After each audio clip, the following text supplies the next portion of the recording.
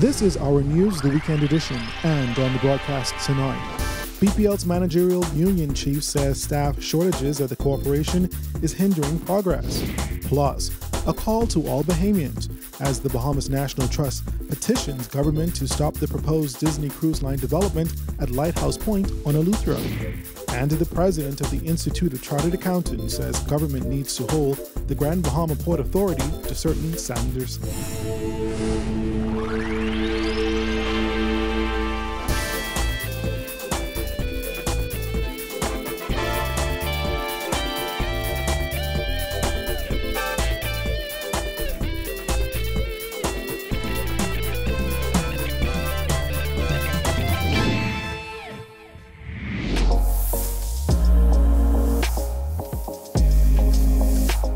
Our News is brought to you by Alive. Good evening, I'm Andrew Knowles, and thanks so much for joining us. Topping the news, President of BPL's managerial union, Anthony Christie, said the shortage of staff at the company is hindering the corporation. This comes not too long after the company released over 300 of its employees. Our Julian Gray reports.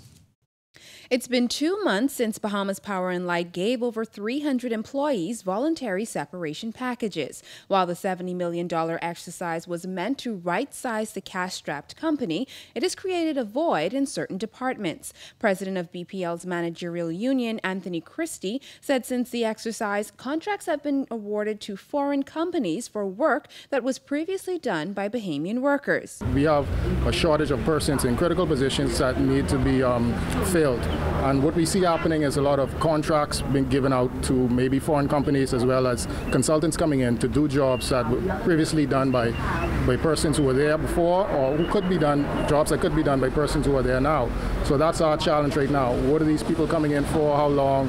What are they supposed to do? What are their deliverables? And again, what cost is it to the corporation when we have persons there who are working hard, who are looking for the opportunity, they have the desire to do more in order to continue to operate and function at BPL. Christie said the shortage of staff is hindering BPL's operations. He stressed that manpower is key to keep the lights on. We have people working longer hours, people doing multiple jobs, so pretty much a stressful environment.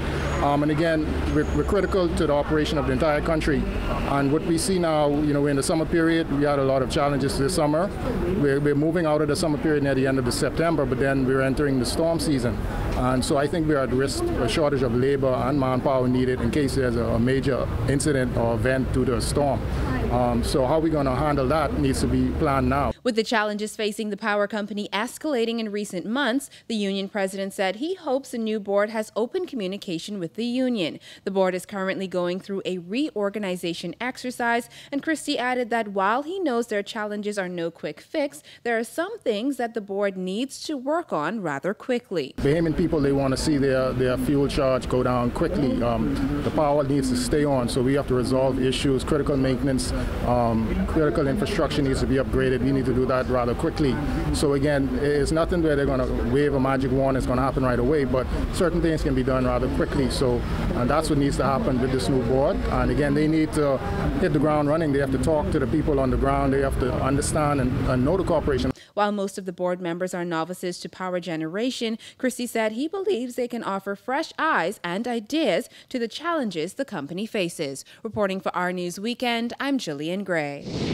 All right, thanks a lot, Jillian. From the environment sector tonight, as it continues to lobby the government for approval to develop a national park at Lighthouse Point on Eleuthera, Bahamas National Trust Executive Director Eric Carey and One Eleuthera Foundation CEO Sean Ingram are calling on all Bahamians to petition the government via the Save Lighthouse Point petition online to stop the proposed Disney Cruise Line development at that site. With more on this, here's Kyle Joaquin. We've not had a formal response from the government. We know that Disney is lobbying the government. We know that Disney's going to meet with the government next week. They were here last week for meetings. The BNT met with them. The Chamber of Commerce met with them. We saw their proposal. And, as Sean was saying, the shared vision that One Eleuthera has developed could be expanded into a sustainable development model. Disney has proposed to purchase the property and develop it into a cruise port. The One Eleuthera Foundation, however, has presented a plan to the government to also purchase the property and preserve it for Bahamians. We're doing it by, we've established something, or did something called a shared vision for Eleuthera. We're sharing it with the community. We've shared it with the community. BNT has years of experience in park management, sustainable management. And so we're calling on folks to petition the government to say protect this zone as a sustainable development area. For Bahamas National Trust Executive Director Eric Carey, the situation is scary. Well, obviously the biggest fear is that government says yes to Disney. That's the biggest fear. I mean, I dream, I have nightmares about that. I mean, I actually wrote a poem about being so afraid of a cruise ship laying off of Lighthouse Point. That's our greatest fear. We hope it's just a dream and not a reality. We hope that the dream that we share, our organizations and many people that back us, that dream has become a reality for the people of South Eleuthera and further and beyond the people of the archipelago, the Bahamas. According to information surrounding Disney's proposals, there could be 120 permanent jobs created if its proposal is to go through. The One Eleuthera Foundation proposes the creation of some 400 jobs. But there have been mixed reaction on the issue from Eleutherans. Some are in agreement with the two local organizations, while others not so much. Eleuthera has been challenged, the southern part of Eleuthera especially, with jobs. So obviously people are wanting jobs. No matter what we're proposing, it's not a quick, easy fix, but it's sustainable, long-term sustainable. All people are saying is they want jobs, and that's what we're explaining to people, that we'll be giving jobs on day one. Carey is calling on all Bahamians to visit their Facebook page and website, www.savelightthousepoint.com, and sign the petition. What Sean and I would like you to do is to support this effort. Go on Facebook, Save Lighthouse Point. Go on web, savelightthousepoint.com. Sign the petition. Let your voice be heard, because we need a big voice to help convince the government that a lot of people behind us.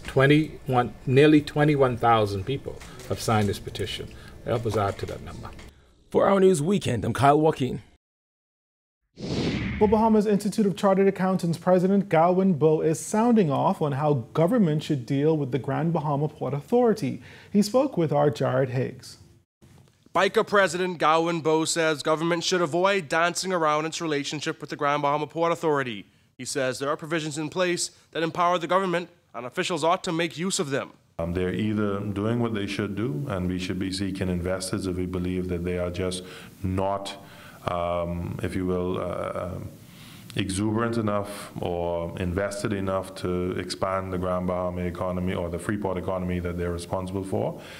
That's a private transaction, and that is something that should remain in private hands, but it doesn't mean the government does not go out and seek worthy investors and, if you will, use its political influence, and I'm not talking about party influence, I'm talking about being the government influence, to have the Grand Bahama Port Authority owners sell at a price that is going to make sense. Former Prime Minister Hubert Ingram urged government to consider purchasing a majority interest in the private municipal authority, arguing that a recent legal battle over the ownership of the port left it as a shadow of its former self. Bowe says government ought to hold the current owners up to standards set out in their written agreements. A business very quickly either closes shop and moves on, or meets its obligations when it is suffering financial penalty or other types of sanctions and et cetera that are taking place. And I believe that that is one that we've never had, what I'm going to say, a clear depiction of who's right or wrong. We've heard both sides kind of blame the other one. But we have a piece of legislation, we have contractual arrangements. Why is it so difficult to sit down and say, have these been met or not? And I think it's very clear-cut thereafter. Bowe added that as a public interest entity, members of the public ought to be able to scrutinize the Port Authority, and if they aren't happy, there should be solutions available to them. There may be some ambiguity when you talk around social services in terms of who's responsible for the schools, who's responsible for hospital, who's responsible for the police, etc. And if those agreements and legislation are deficient in that regard, then fix it.